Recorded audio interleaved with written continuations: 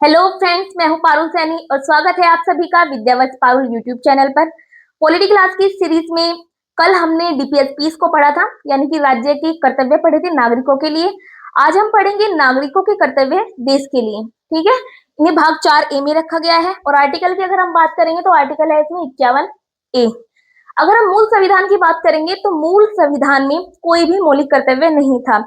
अगर एग्जाम में आपके पास क्वेश्चन आता है कि बताइए मूल संविधान में कितने मौलिक कर्तव्य थे, तो मूल संविधान में एक भी मौलिक कर्तव्य नहीं था।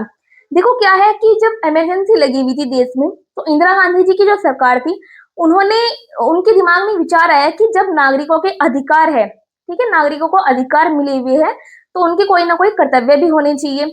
तो उन्होंने जो सरदार स्वर्ण सिंह जी थे, उनकी कमेटी में, उनकी अध्यक्षता में एक कमेटी का गठन किया। तो उन्होंने जो सरदार स्वर्ण सिंह जी थे, उनकी अध्यक्षता में एक कमेटी का गठन किया, जिसमें टोटल 12 मेंबर थे। तो ये जो कमेटी थी, इन्होंने 8 ड्यूटीज का सुझाव दिया। ठीक है, 8 ड्यूटीज उन्होंने सुझाई, लेकिन जोड़ी कितनी गई हमारे संविधान में? 10। तो 10 मौलिक कर्तव्य जोड़े गए। लेकिन अगर हम वर्तमान की बात करेंगे तो वर्तमान में टोटल कितने कर्तव्य है हमारे पास? 11 मौलिक कर्तव्य है। जो ये 11वां मौलिक कर्तव्य है, ये जुड़ा था 86 कॉन्स्टिट्यूशनल अमेंडमेंट 2002 से। ठीक है, जो ये हमारा 86वां संविधान संशोधन हुआ था, इसमें मैं आपको पहले भी बता चुकी हूँ कि जो हमारा फंडामेंटल राइट्स था, फंडामेंटल राइट्स कौन सा? 21 ए, जिसमें क्या था? राइट टू एजुकेशन, यानी कि जिसमें एजुकेशन का हमारा अधिकार मिला हुआ था, वो भी किससे जुड़ा था? हमारा 86वें संविधान संशोधन से। और अगर मैं बात करूंगी डीपीएसपीस की, डीपीएसपीस में जो हमारा 45 जो आर्टिकल था, 45 आर्टिकल की जो लैंग्वेज थी उसमें चेंज हुआ था, किसके द्वारा? वो भी 86 कॉन्स्टिट्यूशनल अमेंडमेंट के द्वारा ही हुआ था। ठीक है, यानी कि अगर आप बात करेंगे कि जो 86वां संविधान संशोधन था, उससे टोटल कितने चेंज हुए? तो 3 चेंज हुए थे। तीनों किसको लेकर थे? एजुकेशन को लेकर थे, बच्चों की। ठीक है, डीपीएसपीस में आर्टिकल जो 45 था उसमें चेंज किया गया, फंडामेंटल राइट्स में 21 ए को जोड़ा गया। और अगर हम बात करेंगे ड्यूटीज की, तो ड्यूटीज में कौन सा ड्यूटी जोड़ी गई? 11वीं ड्यूटी। ठीक है, अगर हम बात करेंगे इन ड्यूटीज की, तो ये क्या है? गैर प्रवर्तनीय है, यानी कि न्यायालय द्वारा इन्हें लागू नहीं किया जा सकता, ये फोर्सेबल नहीं होंगी। ठीक है, लेकिन फिर भी क्या है, कोई ना कुछ कानून बनाए गए हैं कुछ कर्तव्यों को लेकर, जिन्हें सरकार क्या कर सकती है? फोर्सफुली फिलअप करा सकती है नागरिकों से। जैसे हमारा हो गया झंडा अधिनियम, जो कि बना था 2002 में। उसमें आप क्या कर सकते हैं? तिरंगे का अपमान नहीं कर सकते भारत के। अगर आप भारत के नागरिक हैं तो आपको अपनी ड्यूटी और अपने अधिकार पता होने चाहिए। पहले क्या होता था, एग्जाम में सिर्फ ये पूछते थे कि बताइए कौन से भाग में मौलिक कर्तव्य है, कौन से आर्टिकल में मौलिक कर्तव्य है, लेकिन अब ये नहीं पूछते।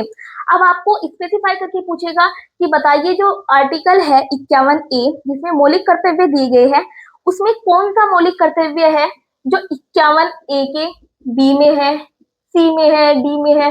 वो आपको स्पेसिफाई करके पूछेगा कि बताइए कौन सी ड्यूटीज है जो बी में दी गई है, जो सी में दी गई है। तो आपको ये सीरीज वाइज याद होनी चाहिए, और आज की इस क्लास में मैं कोशिश करूंगी कि आपको ये याद कराऊं। ठीक है, तो स्टार्ट करेंगे। अब पहला मौलिक कर्तव्य हम देखेंगे 51 ए। देखो, इस ए का मतलब है कि ये बाद में जुड़ा, और ये क्या है? इसका पार्ट है। ठीक है, 51 ए में क्या दिया गया है इसके पहले भाग में? कि जो संविधान है उसका पालन करना पड़ेगा, या फिर उसका पालन करो, और उसके आदर्शों, उसके संस्थानों, जो राष्ट्रीय ध्वज है हमारा तिरंगा, और जो राष्ट्रगान है उसका क्या करो? सम्मान करो। आप इसे याद कैसे रखेंगे? आप याद रख सकते हैं ए फॉर एंथम। ठीक है, ए फॉर एंथम से आप इसे याद रख सकते हैं। किसमें क्या दिया गया है? एंथम, यानी कि राष्ट्रगान दिया गया है। याद रखिएगा, इसमें राष्ट्रगान है, ना कि राष्ट्र गीत। ठीक है, राष्ट्रगीत नहीं है, राष्ट्रगान है इसमें। या फिर आप याद कर सकते हैं इससे कि आप अगर भारत के नागरिक है तो सबसे पहले ड्यूटी क्या होनी चाहिए आपकी? संविधान का पालन करने की, उसके राष्ट्र ध्वज का सम्मान करने की, उसका जो राष्ट्रगान है उसका सम्मान करने की। आप या तो एंथम से याद रख सकते हैं, या फिर ऐसे याद रख सकते हैं। बी की हम बात करेंगे तो बी फॉर आप याद रख लीजिए बापू या फिर भगत सिंह। ठीक है, आप कोई भी याद रख सकते हो, भगत सिंह या फिर बापू। वो दोनों ही क्या थे? उन्होंने स्वतंत्रता जो संग्राम था उन्हें प्रेरित किया था, यानी कि वो महान आदर्श थे हमारे देश के। तो बी की लैंग्वेज क्या है? कि उन महान आदर्शों को संजोना और उनका पालन करना जिन्होंने भारतीय स्वतंत्रता संग्राम को क्या किया था? प्रेरित किया था। बापू या फिर भगत सिंह से आप इसे याद कर सकते हैं। 51 ए सी की बात करें तो उसमें क्या है, भारत की संप्रभुता, एकता और अखंडता को बनाए रखना। C4 आप 3 से याद रख सकते हैं, ठीक है। सी में क्या की गई है, 3 बात की गई है, संप्रभुता, एकता और अखंडता की।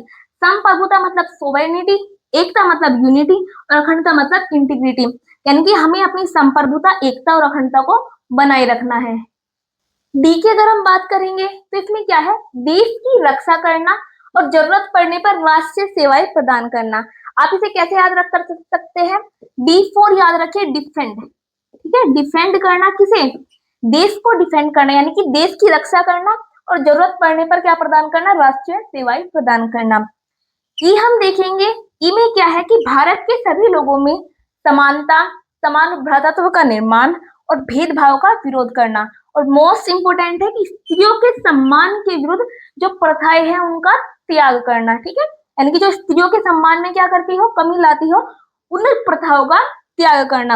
आप इसे याद कैसे रख सकते हैं, E4 इक्वालिटी से। ये सिर्फ याद करने के लिए बेसिक टर्म्स है आपके, ठीक है। इनसे आपको क्या रहेगा, अगर आप 1 से 2 बार में रिवाइज कर लोगे तो आपको याद हो जाएगा कि किसमें क्या चीज है। इसमें क्या है कि भारत के सभी लोगों में समानता, आप समानता यानी कि इक्वालिटी से याद रख सकते हैं कि ई में हमें क्या दिया गया है, सभी लोगों में समानता होनी चाहिए, समान भ्रातृत्व का निर्माण होना चाहिए और स्त्रियों के सम्मान के विरुद्ध जो भी प्रथा है उसका त्याग होना चाहिए। एफ में हमारा है कि हमारी जो सामाजिक संस्कृति है उसकी गौरवशाली परंपरा का महत्व समझे और उसका क्या करें, परिरक्षण करें। एफ से आप समझ सकते हो फैंसी कल्चर, ठीक है।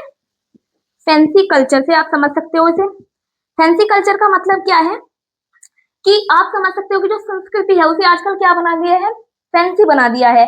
हमें क्या करना है, उसकी परंपरा का महत्व समझना है, ठीक है। आप ऐसे इसे याद कर सकते हो। जी में हम देखेंगे, जी में क्या कहा गया है कि जो प्राकृतिक पर्यावरण है जैसे कि वन हो गई, झील हो गई, नदी, वन्य जीव, इनका क्या करें, संवर्धन करें और प्राणियों के प्रति दया भाव रखें। इसे आप कैसे याद रख सकते हैं, G4 ग्रीनरी से, ठीक है। G4 क्या होता है, ग्रीनरी से आप इसे याद रख सकते हैं। ग्रीनरी मतलब प्राकृतिक पर्यावरण हो गया, इसमें वन, झील, नदी, वन्य जीव, इनका संवर्धन करना है और प्राणियों के प्रति हमें दया भाव रखना है। एच की हम बात करेंगे, एच में है वैज्ञानिक दृष्टिकोण, मानववाद, ज्ञानार्जन तथा सुधार की भावना का विकास करना। क्यों करना, जिससे कि राष्ट्र का विकास हो सके। H4 आप याद कर सकते हैं, मानववाद यानी कि ह्यूमैनिटी से, ह्यूमैनिटी से, ठीक है, ह्यूमैनिटी।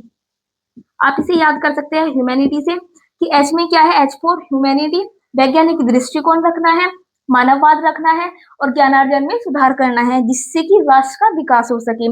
I4 आप याद कर सकते हैं इनकम, I4 आप इनकम या फिर इंडियन प्रॉपर्टी से याद रख सकते हैं, ठीक है। इंडियन प्रॉपर्टी मतलब सार्वजनिक संपत्ति, इंडियन प्रॉपर्टी,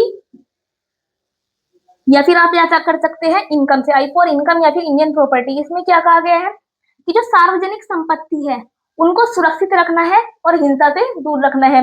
आपने देखा भी होगा कि जब कभी आंदोलन होता है या फिर दंगे होते हैं, उसमें अगर कोई सार्वजनिक संपत्ति को नुकसान पहुंचाता है तो राज्य क्या कर सकता है, उनके ऊपर कार्रवाई कर सकता है। तो हमें क्या करना है, अपनी सार्वजनिक संपत्ति को सुरक्षित रखना है और उसे हिंसा से बचा कर रखना है। जे में क्या कहा गया है कि व्यक्तिगत और सामूहिक गतिविधियों के सभी क्षेत्रों में उत्कर्ष की ओर बढ़ने का सतत प्रयास, ठीक है। आप इसे कैसे याद रख सकते हो, J4 joint activity, J4 joint activity से आप इसे याद रख सकते हैं। ज्वाइंट एक्टिविटी मतलब सामूहिक गतिविधि, सामूहिक गतिविधि किसमें होगी, वो होगा हमारा जे, ठीक है। जे में बताया गया है कि व्यक्तिगत हो या फिर सामूहिक गतिविधि हो, उसके सभी क्षेत्रों में उत्कर्ष की ओर बढ़ने का यानी कि लगातार ऊपर की ओर बढ़ने का हमें क्या करना है, प्रयास करना है। के की हम बात करेंगे, के में क्या कहा गया है कि 6 से 14 वर्ष तक के जो बच्चे हैं, 6 से 14 वर्ष तक के जो अपने बच्चे हैं उन्हें शिक्षा के अवसर उपलब्ध कराना। इसे किस में जोड़ा गया था, 86 कॉन्स्टिट्यूशनल अमेंडमेंट के द्वारा, ठीक है। अभी मैंने आपको पहले भी बताया था कि 86 जो कॉन्स्टिट्यूशनल अमेंडमेंट हुआ था उसमें जो हमारा ये के है, ये वाला कर्तव्य ही जोड़ा गया था। इसे आप कैसे याद रख सकते हैं, K4 kids education, K4 kids education, इससे आप इसे याद रख सकते हैं, ठीक है। यहाँ पर हमारे क्या होते हैं, मौलिक कर्तव्य कंप्लीट होते हैं। आप इन्हें एक बार दोबारा से रिवाइज कर लीजिएगा और जो मैंने ट्रिक बताई है इन्हें आप 2 से 3 बार पढ़िएगा तो आपको याद हो जाएंगे, ठीक है।